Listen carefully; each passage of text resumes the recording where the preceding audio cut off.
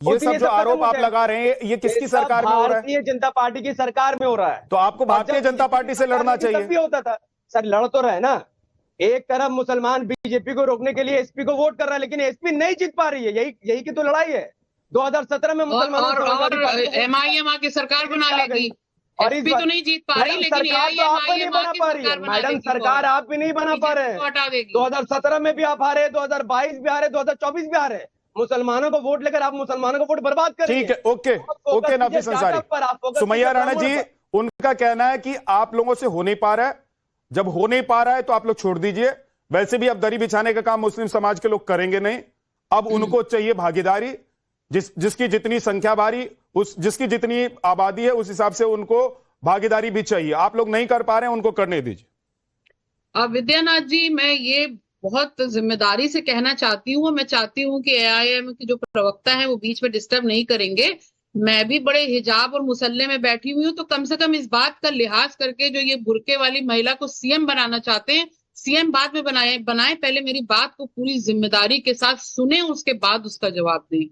जहां एक तरफ सारी सेक्युलर पार्टीज बीजेपी के उत्पीड़न जो जनता का हो रहा है उसके खिलाफ खड़ी होकर लड़ाई लड़ रही हैं, वहां पर एआईएमआईएम बिहार और बंगाल से लेकर अब उत्तर प्रदेश तक में आकर के बात किसकी कर रही हैं? वहां पे ममता बनर्जी के खिलाफ लड़ रही थी, वहां आरजेडी के खिलाफ ये खड़े हो रहे थे, और यहाँ आकर समाजवादी पार्टी के खिलाफ खड़े होते हैं। मुझे याद है 2022 के इलेक्शन से पहले भी ये वहां से इन्होंने बिगुल बजाया था, आजमगढ़ से, जहां ऑलरेडी मुस्लिम बाहुल्य है और वहां पर मुसलमानों की नुमाइंदगी थी, पहले से एमएलए थे। लेकिन आज भी उन्होंने मटेरा को इसलिए चुना क्योंकि बहुत सालों से वो जो सीट है वो समाजवादी पार्टी के पास है, और इत्तेफाक से वहां पे भी एक बुर्के वाली या मुसलमान या कलमा गो इनकी बहन वहां पर से एमएलए है और मुस्लिम फैमिली थी। तो पहले तो ये मुसलमानों का गान गाना बंद कर दें कि वो दरी नहीं बिछाएगा और गयूर मुसलमानों के साथ खड़े। नफीस अंसारी साहब, मैंने पहले ही कहा कि आप इस बुर्के वाली बहन की बात को पहले पूरी तरीके से सुनेंगे, बाद में सीएम बनवाएंगे।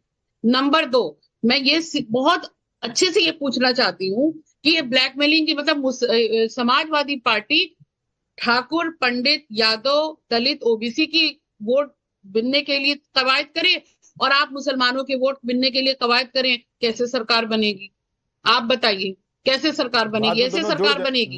समाजवादी पार्टी लेकिन बस ये कह दीजिए आप लोग कि आप लोग धार्मिक पार्टी हैं, आप लोग राजनीतिक पार्टी नहीं। बिल्कुल, समाजवादी पार्टी किसी धर्म से उसका कोई ताल्लुक नहीं, वो एक लोकतांत्रिक पार्टी है, संविधान के हिसाब से चलती है, जिसने पीडीए का नारा दिया और पीडीए के लोग उसके साथ हैं।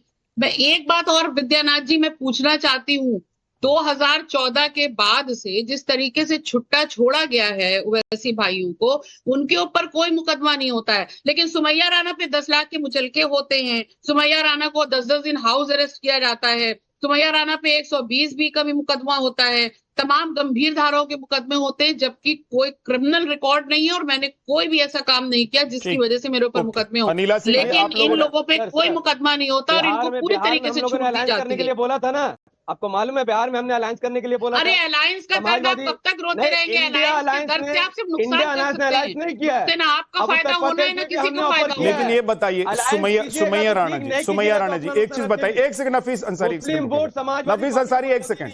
सुमैया राणा जी, आप लोग कांग्रेस से अलायंस कर लेंगे, कांग्रेस को आप लोग अपने साइकिल के पीछे बिठा लेंगे, उससे कितना फायदा हो रहा है आप लोगों को भी पता है। और नफीस अंसारी, असदुद्दीन ओवैसी की जो पार्टी है वो कहते हैं कि भाई हम लोग उसे अलायंस कर लीजिए, तो आप लोग नहीं करेंगे। देखिए, कांग्रेस के किसी भी नेता द्वारा जिस तरीके की अभद्र टिप्पणियां देश में यहाँ के जो बहुसंख्यक आबादी है उसके देवी देवताओं के लिए जिस तरह अपमानजनक शब्दों की इस्तेमाल किया गया है, उसको कोई कभी माफ नहीं कर सकता, ना इस्लाम इसकी इजाजत। अश्विनी मिश्रा जी, ये तो आप लोगों का इंडिया अलायंस अभी से फेल हो गया। 2027 का इंतजार करना अब मुझे लगता है कि करना भी नहीं पड़ेगा। अभी से सुमैया राणा जो कह रही हैं उससे लाइन एकदम क्लियर दिखाई दे रही है। और अखिलेश यादव जैसे अपने कार्यकर्ताओं को और पदाधिकारियों को उन्होंने बोला है कि भाई एक एक सीट चुन चुन कर देखकर बताओ कहां क्या कर सकते हैं।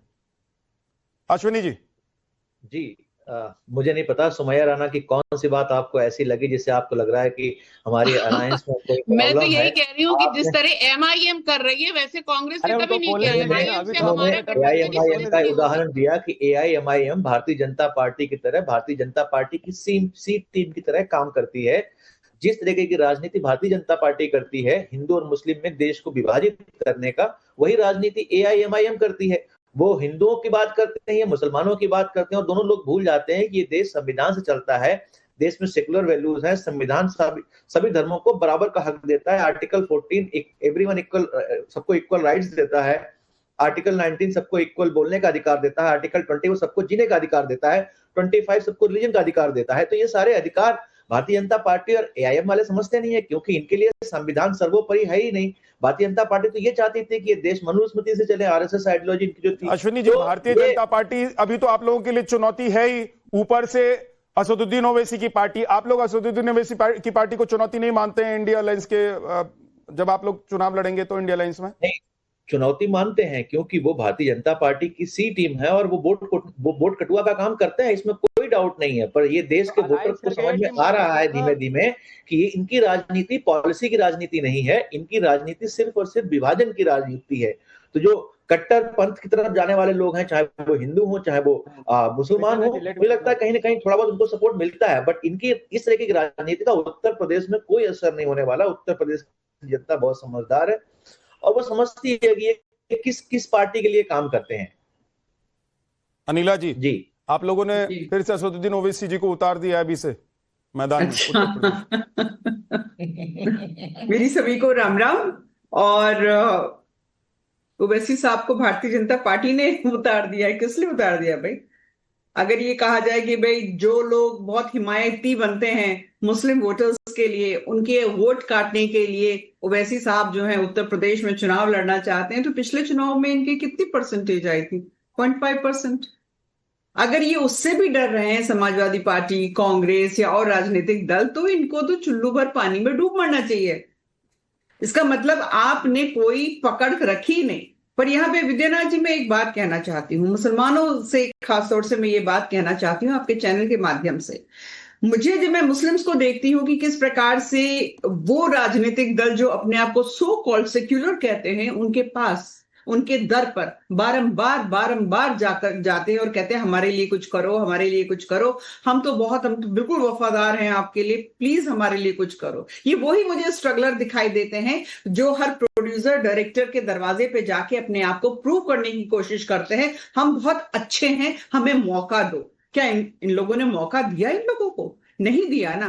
अभी भी अगर इनको समझ में नहीं आता कि ये वो राजनीतिक दल है कि केवल और केवल लिप सर्विस करते हैं, आपके लिए कभी कुछ नहीं करने वाले हैं। अगर मुस्लिम्स कंट्रीब्यूशन इन इकोनॉमी, अगर हम प्री इंडिपेंडेंस और पोस्ट इंडिपेंडेंस का कंपैरेटिव डाटा देखेंगे तो आपको समझ में आ जाएगा अच्छी तरीके से कि ये चाहे वो क्षेत्रीय राजनीतिक दल जो अपने आप को कहते हैं कि हम सेक्युलर हैं, या कांग्रेस जैसा राजनीतिक दल जिसने केवल और केवल एक्सप्लॉइटेशन के अलावा, चाहे वो देश हो, चाहे वो मुसलमान हो या चाहे वो हिंदू हो, उनका एक्सप्लॉइटेशन के अलावा कुछ नहीं किया है। तो ओवैसी साहब को कोई बहुत बड़ा एडवोकेट बनने की आवश्यकता नहीं है मुसलमानों की। अगर इनको लगता है कि नहीं बुर्के वाली महिला को मुख्यमंत्री बनाना है या किसी मुसलमान को बनाना है, तो सबसे पहले जिस राज्य से आते हैं वहीं अपनी पार्टी का कुछ काम कर लें। नफीस अंसारी, सबसे पहले आप, उसके बाद सुमैया राणा। आपने जो आरोप लगाया, मैं अपनी बात पूरी कर दूं, ध्यानपूर्वक मैं रुकी रही थी। कंप्लीट कीजिए जी। मैं ये केवल कहना चाहती हूँ कि इन लोगों को भारतीय जनता पार्टी से परेशानी किस लिए है। हम बाबरी मस्जिद का ये विषय लेकर आते, वो मस्जिद जहां पे नमाज भी अदा नहीं होती थी, हिंदुओं ने कहा कि ये हमारे रामलला का जन्म स्थान है, ये हमें मिलना चाहिए।